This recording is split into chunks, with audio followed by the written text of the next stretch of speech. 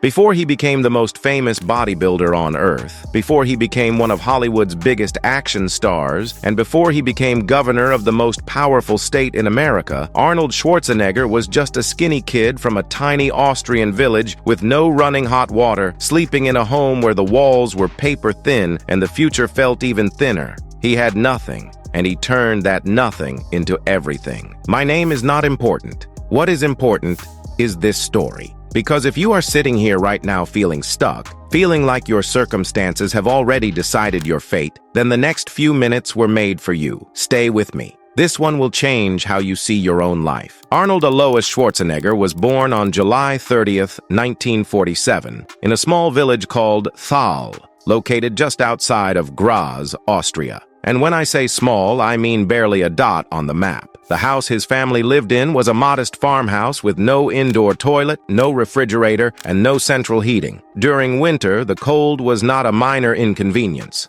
It was a daily battle. His father, Gustav, served as the local police chief and was a strict, cold, and often harsh man. His mother, Aurelia, worked tirelessly to keep the household together. They were not starving, but they were far from comfortable. Resources were scarce, ambitions were not encouraged, and the unspoken rule of that household was simple: know your place and stay in it. Gustav favored Arnold's older brother, Meinhard. He was the son with supposed potential. Arnold was often made to feel like the lesser child, the one who would not amount to much. His father constantly questioned why Arnold could not be more like his brother. That kind of early rejection, especially from a parent, leaves a mark on a person that most people never fully recover from. But Arnold was not most people. At 14 years old, Arnold discovered bodybuilding, and something inside him lit up like a fire that had been waiting for oxygen.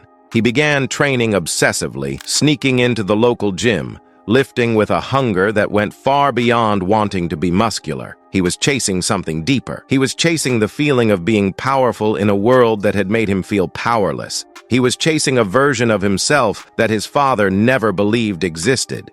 By 15, Arnold had made up his mind. He was going to become the greatest bodybuilder in the world. And then he was going to go to America. People thought he was delusional. His father thought it was a childish fantasy. His community saw no path from a cold farmhouse in Thal to the bright lights of anywhere significant. But Arnold did not need anyone else to see his vision. He just needed to see it himself. He trained relentlessly. While other teenagers were out socializing, Arnold was in the gym, sometimes breaking into the gym on weekends when it was closed because he could not bear to lose a single day of progress. At 17, he went absent without leave from his mandatory Austrian military service just to compete in a bodybuilding competition in Stuttgart, Germany. He won. He came back and faced punishment for going AWOL. He did not regret it for a single second. In 1966, at just 19 years old, Arnold competed in the Best Built Man in Europe competition. He won. The following year, at 20 years old, he became the youngest person ever to win the Mr. Universe title. He was not just good, he was historic, and he was just getting started. In 1968, Arnold Schwarzenegger arrived in the United States with a suitcase, a broken English vocabulary, and absolutely no safety net. He had no wealthy relatives waiting for him,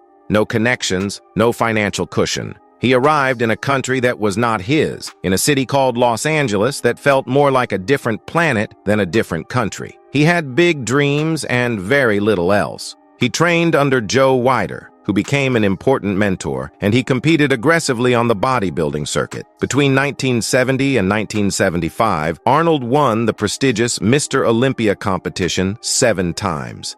7.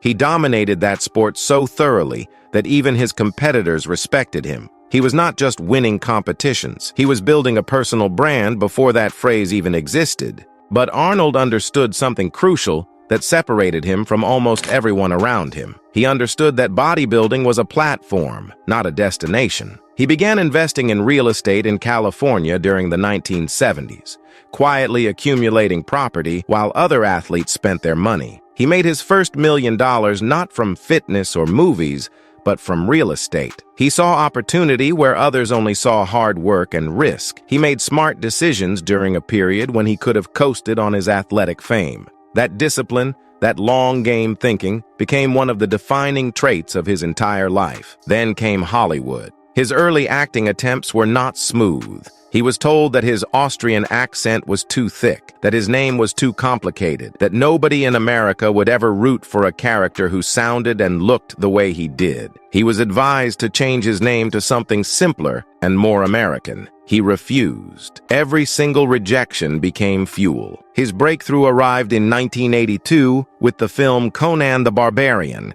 which became a massive commercial success. And then in 1984, James Cameron cast him in a relatively small role that would become one of the most iconic characters in film history.